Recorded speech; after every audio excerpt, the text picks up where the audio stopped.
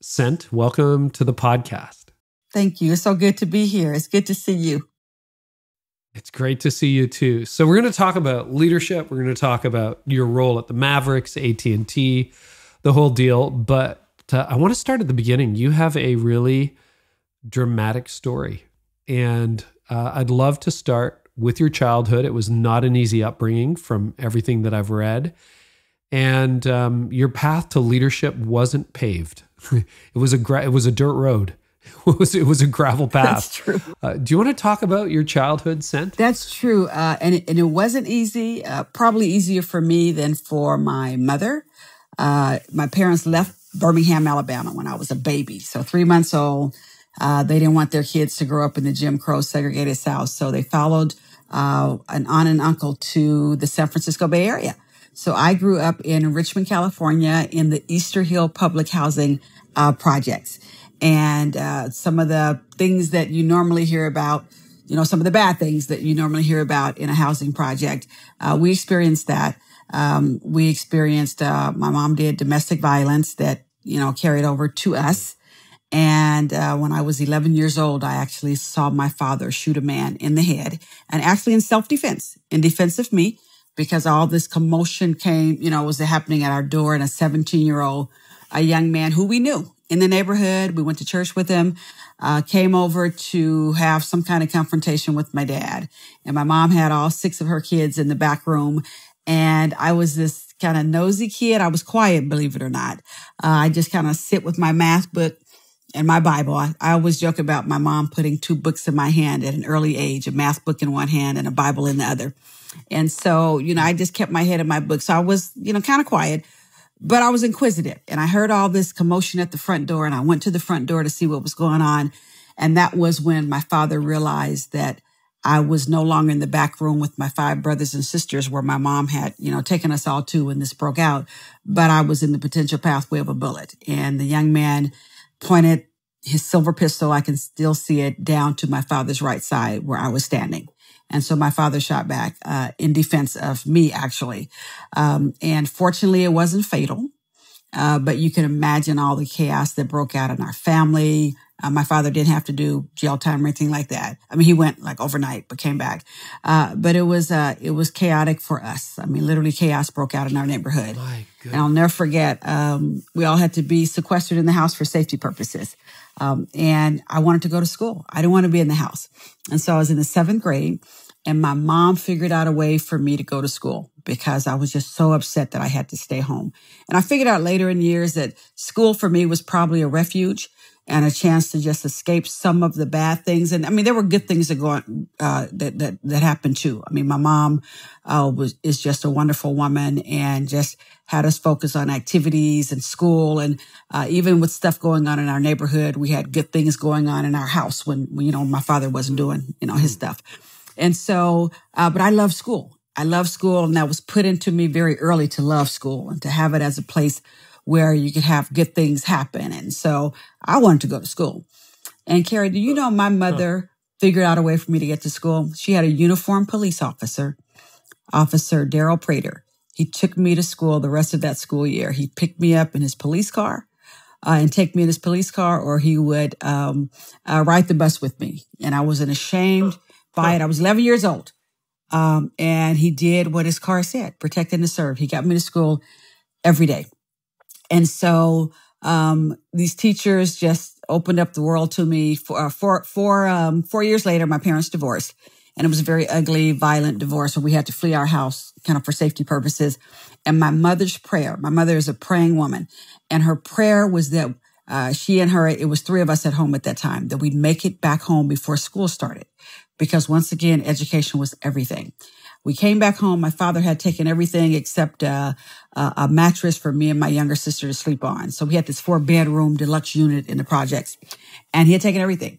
Eventually he, some of the stuff, showed up. He brought it back, but we didn't have clothes to go to school. I was a junior in high school, and it was also the summer my father broke my nose. because I got in the middle of a fight that he and my mom were having that summer when they divorced. And her prayer was that we'd make it back home. And we did. All the stuff is missing. And I'll never forget my mother, because, we were all upset. Where are our trophies? Because I ran track. Where are the trophies? Where's the stuff? How are we going to go to school? We don't have clothes. And my mother says, everybody be quiet. And it was just quiet. She said, all I want is peace of mind. God will provide. And he did. And she told us to focus. I went back to school as a junior in high school, head cheerleader, big silver brace on my nose. And my mother just said, the Lord will take care of it. And he did. He did. 3 teachers and a principal embraced me. They knew my mom. They knew she had a desire for her kids to all go to college.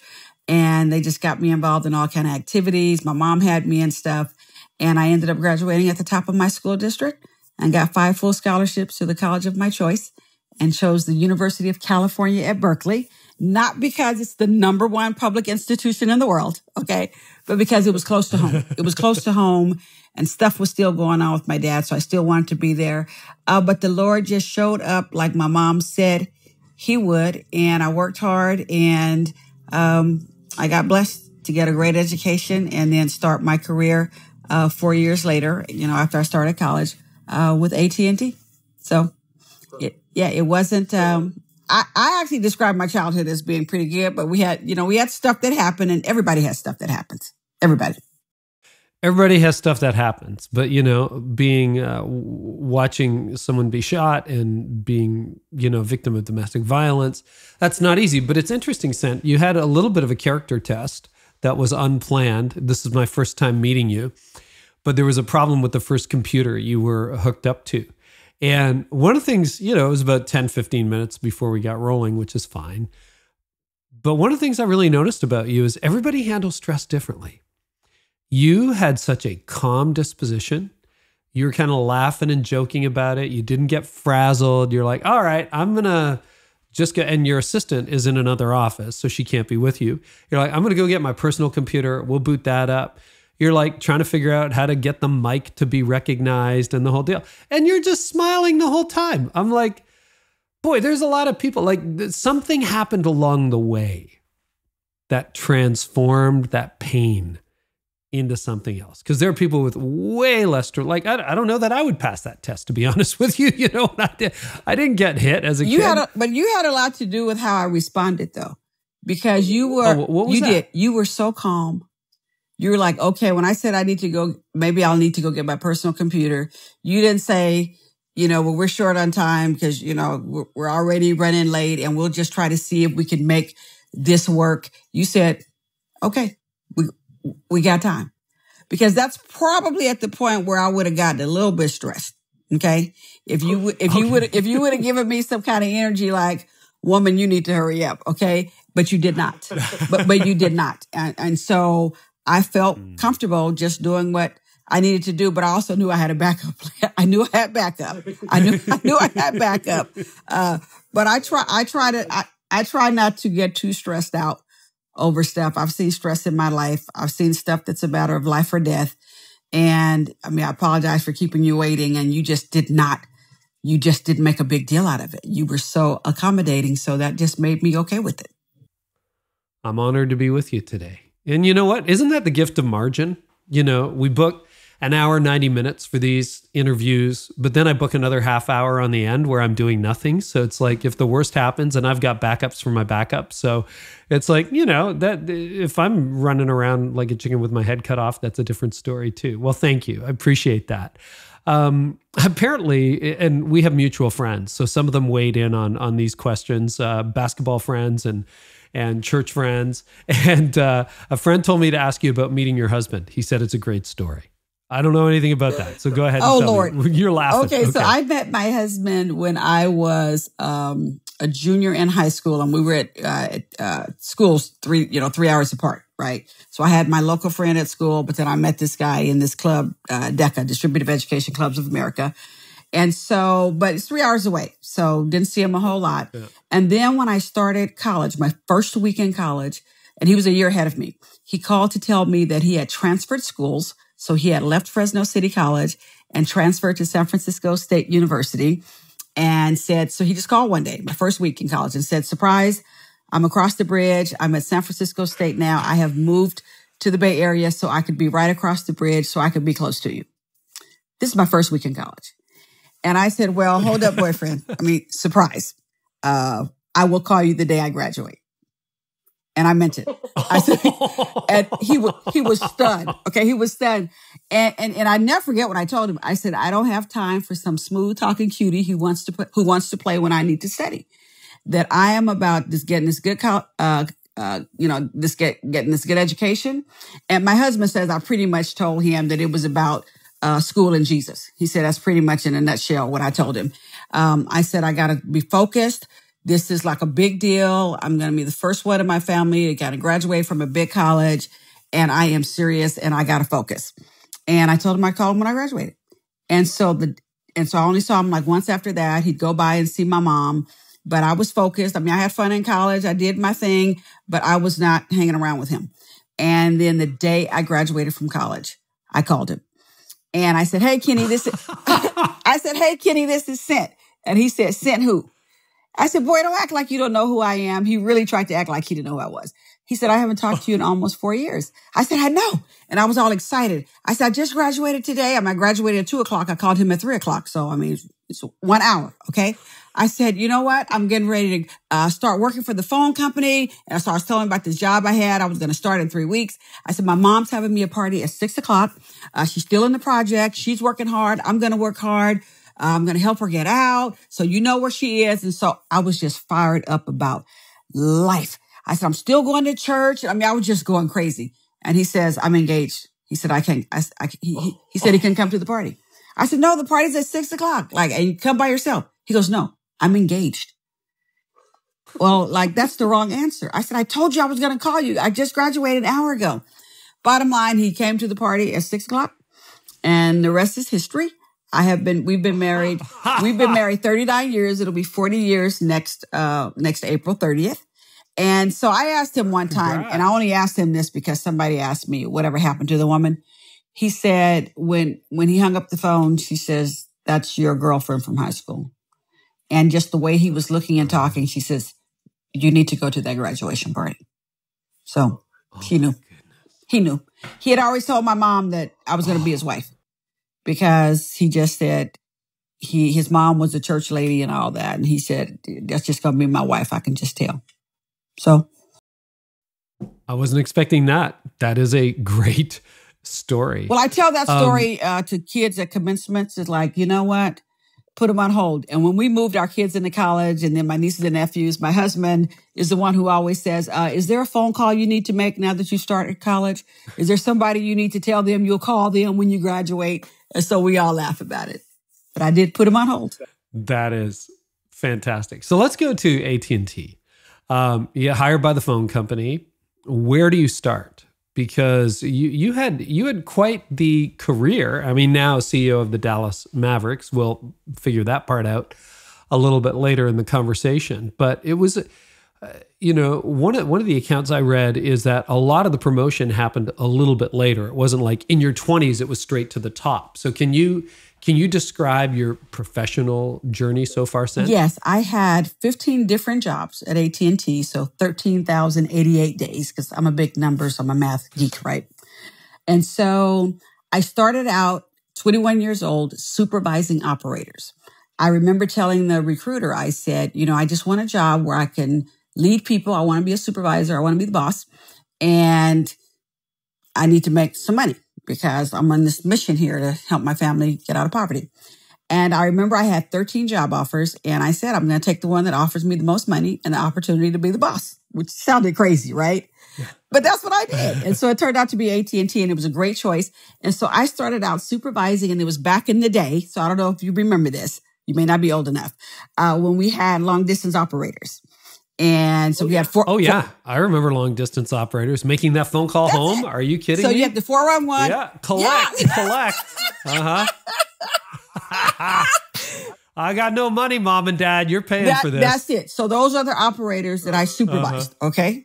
So it was great too, because I'm 21 years old. Most of them, I had the night shift. So most of them were these short evening operators. So they worked 6 hours, but they got paid 8. And they were, for the most part, in their 50s and 60s, and they're wonderful. And so I just started out basically saying, I don't know anything about this business, but I am here to serve you, and I'm here to make your life better. And I need to learn this job, and you just need to let me know what you need, how you need my help.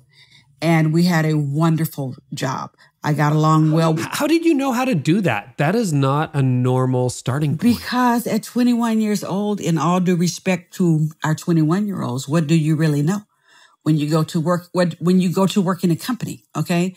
Now I knew how to lead. I had been involved in all kind of activities. I knew how to get stuff done and all that. But what do you really know about that new company? Well, I knew what I didn't know, but I also knew what I knew. And I knew how to serve people. I knew how to love up on people. I mean, you love people the way Christ loved the church. Okay. So I just knew how to do that. Okay. And so I shared that with them, and I shared what I was about and all that. And they loved me, and I loved them. And we got so much stuff done. Those ladies, mostly ladies, couple of men, they would tell me things they would want me to get done and new practices they would want to put in place. And then I talked to my bosses, and they'd say, no, we can't do that because that's going to mess up everything. That's going to ruin the results. And then they'd work on me some more, and I'd go and convince my bosses, just let me try it. And then we try stuff and end up having the best results in the area and all that. So listening, I learned a long time ago how to listen to employees. And in fact, I practice something called 3 L's of leadership. My job, if I'm going to be an effective leader, I just need to really perfect 3 things. I need to listen to the people, learn from the people, and love the people. If I can do those 3 things very well, I'll be okay. And so I really listened to them, and I learned a lot from them. We took a lot of bold steps. I was 21 years old, nothing to lose. So we take bold steps, and those things just always worked out for me. And then I ended up getting offered my boss's job. And so I didn't want to take that. And I said, I want to learn more about the business, learn more. And these operators were telling me, this is a big business. Don't stay here. Go and learn about the business, because one day you could be way up there and you need to know this business. And I said, okay. So then I went to the network engineering department and learned all about that. So I turned down 4 promotions overall in my total career. And it was because there was either just something I wanted to know, or just the Lord was moving me in another direction. And it wasn't really scripted, even though I came in on a fast track management program, but it was almost textbook. I ended up learning about our business. I learned about people. When it was really time for the promotion, I'd always have a mentor. Somebody says, okay, you have to take this next step. Even if you don't know this, you don't know this area, you got to take it. And so I ended up working all over our business, line staff, technical, non-technical, public policy, human resources, operations. I just ended up in all the right places. And every time I got a job in all these 15 different jobs, literally from the time I started with the company, I asked 2 questions. And I think about it often because for 36 years, I'd asked that question. Lord, what is it that you would have me to do? Because my mom always taught me that. You show up to a job, there's something that you are supposed to do. There's something that you are uniquely qualified to bring. And everybody has a role to play, and you have to play that role. So I was taught that. So I asked the Lord, what is it that you would have me to do? What do I really need to get done here? And then who is it that you will have me touch? Because I'm there for a reason. And he would reveal it every time, and I'd do what I needed to do and carry out the mission, and then go and do something else. And it just all worked out. It covered 3 different states, California, North Carolina, and Texas. It worked out. So I want to time hop a little bit then on that note and go to 5 years ago. You're wrapping up at AT&T. According to what I've read, you're thinking about stepping back. You're like, you know what? I'll do something else with my life. I'm kind of done the corporate scene. And you get a phone call? Is that right? How did that work? That is correct. So I retired in May of 2017 after 36 years, had been in Dallas 4 years, helping our chairman and others, our officer team, kind of transform the culture of the company. We had like 10 mergers or something. And our CEO, our chairman, Randall Stevenson, really was focused on the culture and creating a great place to work. So I was tapped to be able to come and help with that effort when I left North Carolina. And so after we did all that, retired in May of 2017. And I basically said I was going to take a year off. To your point, I said, okay, Laura, what direction are you sending me in? It's not going to be corporate. And college people were calling me about being a college president, running nonprofits. I was just all about serving. I'm like, okay, what am I going to do next? So I started a consulting company because the chairman of Dow Chemical decided he wanted me to help them transform their culture. So similar work that I had just done at AT&T. So I ended up taking just like that summer off to get my one daughter out of high school and one out of college. And then I said, okay, that's what I'm going to do. I'll do the consulting thing. And so I did that in August, and then the following February 21st so I hadn't even been retired a whole year, is when I get this call. And I remember this day like it was yesterday. You can appreciate this because it was February 21st, 2018. It was when I woke up that morning, these teenagers were protesting in Parkland, Florida, about gun violence because what had happened at their school. It was also the day the Reverend Dr. Billy Graham had passed away. And I remember that morning. Yeah. I'm sure you remember that morning. And I was thinking about how both of these things were really impacting me because, I'm looking at these teenagers and then I'm looking at the impact of this 99-year-old and what the impact he had on my life. One of my fondest memories in North Carolina is when I was able to bring my mom out when they opened up the Billy Graham Library in Charlotte. And so because he was such an integral part of my family story when my mother was going through a lot, but she always found refuge, of course, in her faith and in the scriptures. And if Reverend Dr. Billy Graham came to Oakland or the San Francisco area, she had to figure out a way for us to get there. So when I heard that news that morning, I was just impacted by it. And I ended up writing a blog called Impact and posted it about what was the impact. Here I found myself age-wise smack dab in the middle. Teenagers, 99-year-old. I'm smack dab in the middle. So like, what's the impact? I know what impact that I had at AT&T, but what's next? And so I posted my blog. It was one of the rare weeks I was working at home and I was talking to my clients. So I was on the phone with with the folks at Dow. And all of a sudden, so I was on the house phone and my cell phone started going off, just text messages. Carey, I actually thought I have 4 kids. So I actually thought it was one of my kids asking for money. I never looked at the text messages. I gave my husband the phone and I said, one of the kids need money. Take care of it. And he brought me the phone back a few minutes later and he said, this guy doesn't need your money. He said, and I said, what? And he said, Mark Cuban is trying to reach you. Please do not judge me. I didn't know Mark Cuban. I never heard of Mark Cuban. And people laugh and say, you never heard of Mark Cuban? I said, well, he never heard of me. Okay. So somebody mentioned my name to him. A few somebodies, I guess, mentioned my name to him and his staff that day, when the crisis was happening at the Mavs. And so he reached out to me. And so I finally called him back. I tell my client to hang up and my husband had called my son to convince me to call him back. So I finally called him back and he asked me if I could come and meet with him. He was so sincere, so genuine. Told me I got my name from a few people and wanted to know if I could come and meet with him in his office at 2:00. I told him I could not come and meet with him. I had a mammogram scheduled. I told him I'm a cancer survivor. I'm actually a colon cancer survivor.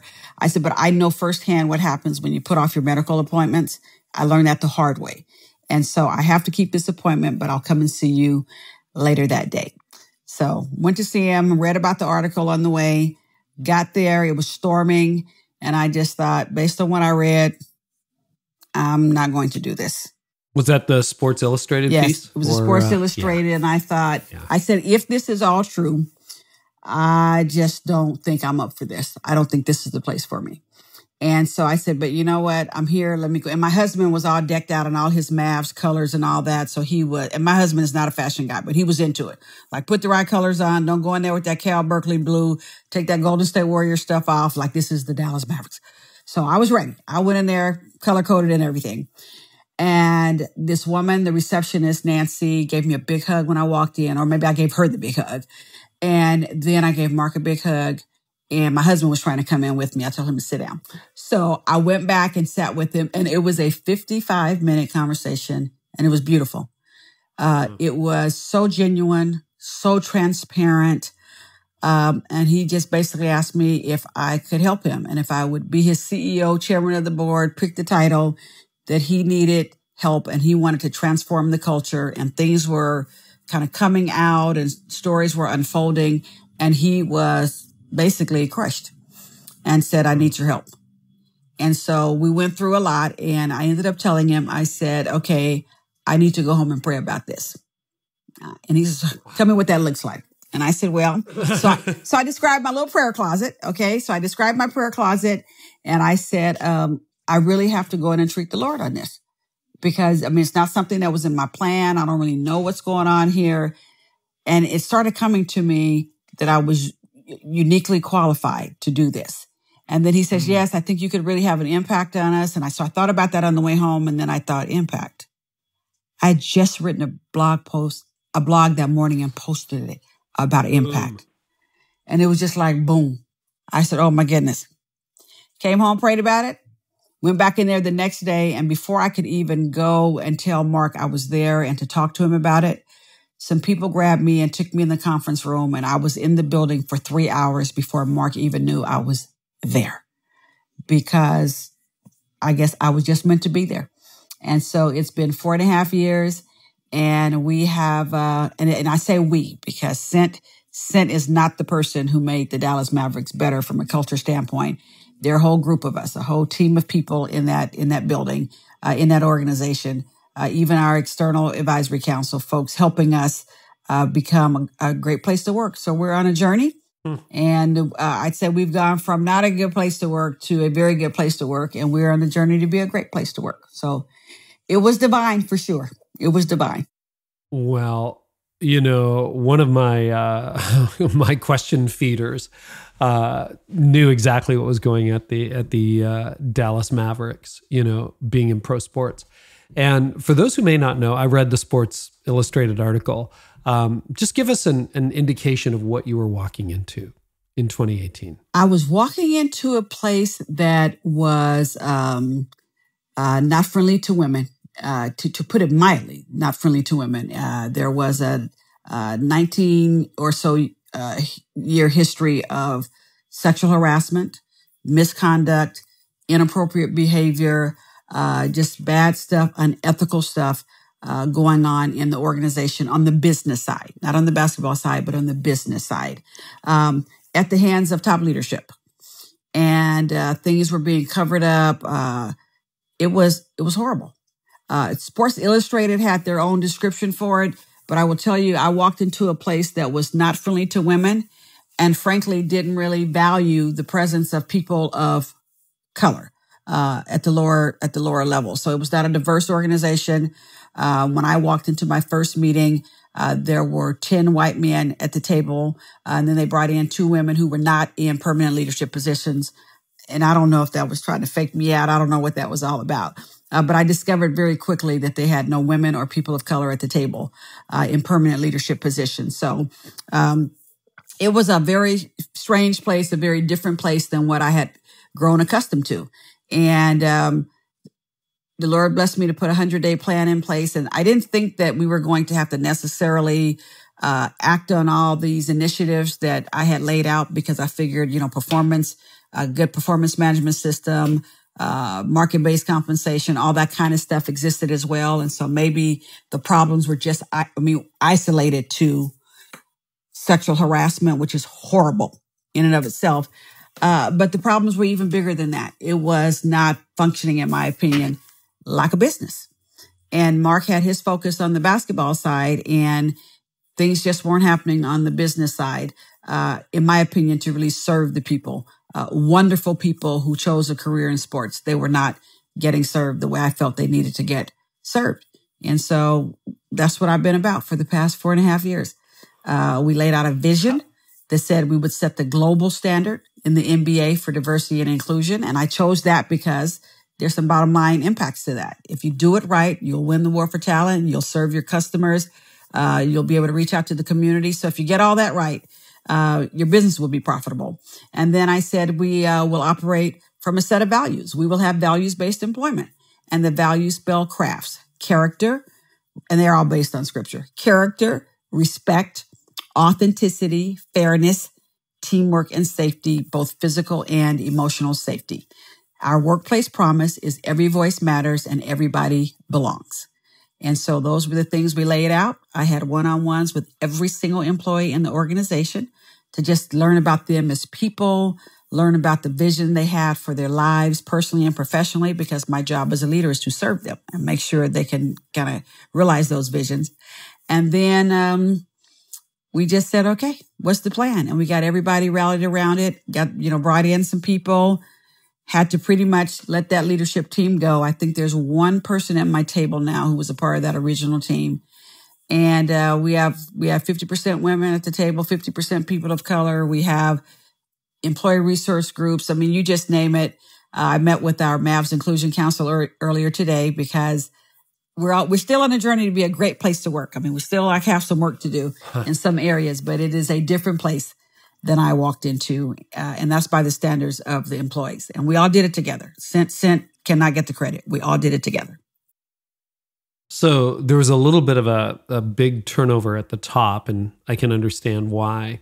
What was the reaction of the employees who stayed? I'll give you a couple of examples. So one employee came to me one day to let me know that he was really concerned that his group was not really responding, and he felt like this positive wave was going on, and we were all rallied around these 200 initiatives in this 100-day plan, but his group wasn't really a part of that because his boss had told them not to respond to anything we were doing because I was going to be gone in 90 days because it was a big PR stunt.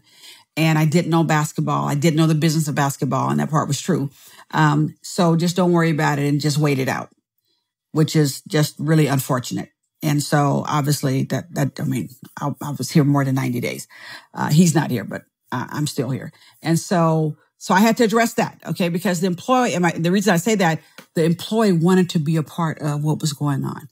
They saw the value in what we were all doing together. And so I remember it was one termination that we had to make that was, that's the hardest part of my job as a leader.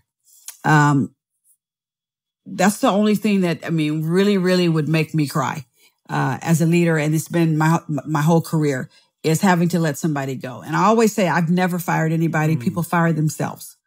They fire themselves by their own actions and behaviors and all that. But as a leader, sometimes you have to be the one to bring that to their attention and then to walk them to the door. And so I remember just being just really upset about it one day. And one employee came in my office and he was sobbing. Sobbing, a very senior employee.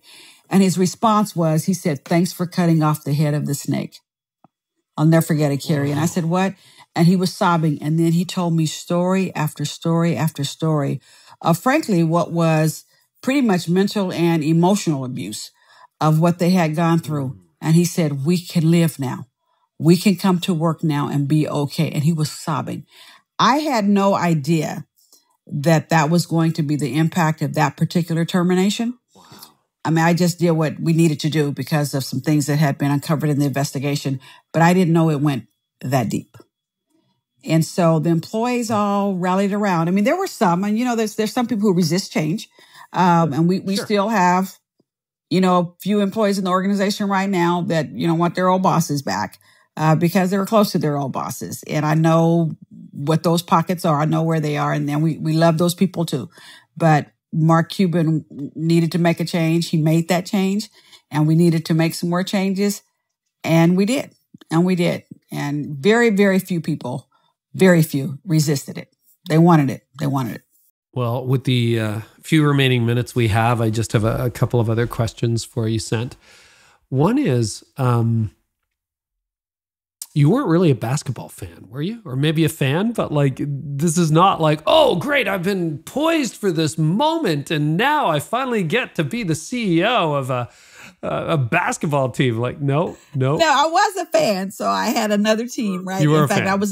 I was wearing I was actually wearing the sweats of that team when Mark called me. And so I had another team, my hometown team growing up, right? And so I hadn't even been to a Dallas Mavericks game. My kids would come into town, and every now and then My chairman would give us some tickets, so I tell them they could go if they were on spring break or something. But I was just diehard my other team. But I love sports, and I loved basketball, and I love football. I mean, I'm a big sports person. And so, which is like, I was just so surprised that I had never heard of Mark, because I am a big sports person, but I was not a Mavs person. And so when I got there, I knew how to lead people, but I did not know the business of basketball. And that's one thing Mark told me in our very first meeting, that he would teach me the business of basketball, and others would teach me the business of basketball. And something that was so heartwarming is that when my appointment to the position was announced, I had colleagues, there are 30 of us, right? I had colleagues from around the country literally sending me emails, and I didn't even know my email was set up yet. I mean, they were reaching out. It's such a good group of people. They wanted me to be successful. And they started out from day one teaching me the business of basketball. And I mean, they had some, like my buddy Pete Fagan, they came in to see me. They would come into town to see me and sit down with their teams, my team. They wanted me to know the business of basketball. They were all in, wanted me to be successful, and my team members were the same way. And so now I have learned a little bit about the business of basketball. 4.5 years in, I know a little bit about the business of basketball, and my boss continues to help every day. So between all of my colleagues and all the people in our organization and others trying to help me, I've learned the business of basketball. But that goes back to 21 years old. You show up at AT&T in charge of the overnight operators when there was such a thing. And you're like, if I got this right, listen, learn, love. The 3 L's of leadership. Yes. Took you all the way to the top of a massive organization. Real quick, last question. Then I want to tell us about your book and where people can find you. But what are you learning from Mark? And what is he learning from you? Okay, so I am learning from Mark how to just be open to ideas, how to be innovative, not to be married to anything that already exists, that there's always a different way to do things. Sometimes you have to just change with the times, the audiences change, the things happen in the world that we have to pay attention to, and we've got to be agile, and we've got to be able to pivot on a dime. And we learned that during COVID, and be open to new things. And if they don't work out, just go ahead and admit that. Fail. We don't even call it failure. It's like, okay, that didn't work. It's something else we're supposed to be doing.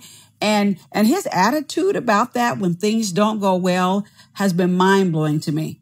He's like, okay, so we're going to start something. Or sometimes he'll say, let's try this. And then he goes, okay, well, that didn't work, so we're going to try something else. And I'm like, whoa. I mean, just that fast. And it's just a great lesson in life, because things do happen. And so I have a motto that I'm saying that I always say, sometimes the light at the end of the tunnel is a train. There's sometimes bad things do happen to good people. Sometimes bad things happen in the workplace. Sometimes things just don't work out, but you got to keep it moving. I mean, you got to keep it moving. And he is the keep it moving guy, and he's smart as all get out, and he's brilliant. And sometimes I just want to get in that brain and just pick it, which is awesome. And he's available. And for somebody as busy as he is, he responds within seconds to emails or a text message. I could text my boss right now, and he'd call me and say, you okay? What's going on? As busy as he is. That's crazy to me. So I'm always kind of blown away by that. And then I think what he's learning from me, here's what I've heard him say publicly, that he is learning the value of diversity, equity, and inclusion, and that people bring different things, and it's not a cookie cutter approach.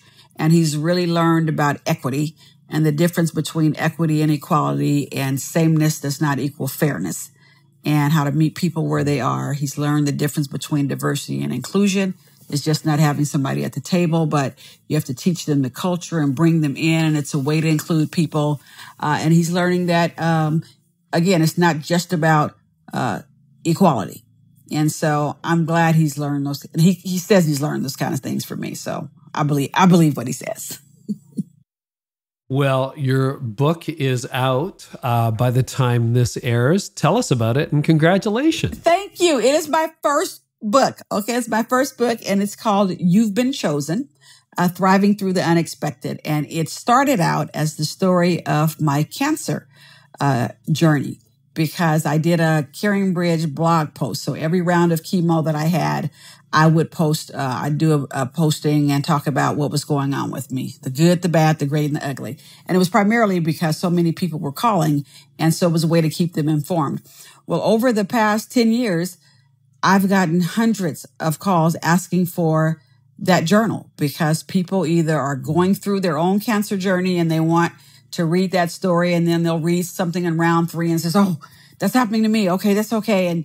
And or people who are coming alongside them. So it turned out to be, it was supposed to be just to get that in the hands of people because somebody said, Cynt, you need to turn this into a book. Well, actually what it's turned into now is because of the publishers and interviewing me, they said, you were equipped. It's kind of like the observation you made about how I handle stress. They said something happened a long time ago for you to have handled cancer the way you did. And we want to understand that. And throughout your cancer journal, you talk about being chosen for this and the Lord has chosen you for that. You've been chosen for a whole lot of things. You were chosen even before the cancer battle. We want to tell that story. And so it talks about the different ways that the Lord and good people always showed up in my life. And the Lord chose me to go through different things, and he chooses all of us to go through different types of adversity. But he chooses us based on the fact that he has equipped us to handle these things. And then he chooses us to show up for other people when they are going through things. And so there is a way to thrive through the unexpected. Things just happen and they just come up. But every time something happens like that, we've been divinely chosen to go through it. And we've also been chosen to help other people go through it. So that's what the book is about. And my prayer is that it would just bless somebody. If it just touches one person and gives them hope and increases their faith that they've been chosen for the battle and that the Lord will show up and he will have great people show up in their lives to help them get through it, then it was worth writing it. Well, Cynt the sprint. If you read the book, you'll know about that. I was forewarned that this was going to be an epic interview, and they undersold it. This has been an absolute delight. Thank you. Just thank you for the joy. Thanks for the openness. Thanks for the humility. Thanks for the delight. And I am going to continue to track with you, and perhaps at some point we'll get around to. I have more questions unasked than asked. And so this is fantastic. I would love that. Cynt, thank you. I would love that. That would be great. When you read the book, you'll want to talk to me about my 4 adopted kids and the death of my daughter and just all kind of stuff. You'll want to talk about it all. All the stuff we didn't get to today. We'll get to it. You bet. We'll get to it. But we will. Cynt, I want to thank you so much. And God bless you. Thank you. God bless you. Thank you. Thanks so much for watching the Carey Nieuwhof Leadership Podcast on YouTube. If you haven't subscribed yet, do so. Share it with a friend and leave us a comment. And I've got 2 things I want you to do before you sign off today. Number 1, if you're a church leader, would love for you to go out and visit hegetsuspartners.com/Carey. Click on the link, because here's what's happening. There's a $100 million campaign going on, basically sharing the gospel with the world. And if you become a partner for the He Gets Us campaign, here's what happens. People who are interested and respond to the ad get connected to your church. It's an opportunity for you to enter into dialogue, have a conversation with them, people who are really authentically exploring Christianity. So go to hegetsuspartners.com/Carey. And also, if you haven't yet checked out the Art of Leadership Academy, make sure you do so. The Art of Leadership Academy has over 150 high quality, done for you resources for you and your team. Whether you're leading a church or whether you're leading a small business, you're an entrepreneur, it's done for you. I will train you in communication. I'll train you in team leadership. I'll train you in so many different things. We have PDFs, videos, downloads, cheat sheets, you name it, we've got it. It's ready to go. But it's beyond that. The Academy is also a community. I do live monthly coaching calls. We have an incredible community involved in daily dialogue. It is troll free, and it's available for a very low membership fee every single year. Would love for you to check it out. Make sure you check out theartofleadershipacademy.com. Click the link and we'll see you inside there, because here's why I started it. I graduated law school. Nobody taught me how to run a law firm. I graduated seminary and nobody showed me how to run a church. Had to figure it all out. So that's why we created the Art of Leadership Academy. It'll help you lead and help you thrive as you do it. Thanks so much for watching the podcast. We'll catch you next time. And I hope our time together today has helped you thrive in life and leadership.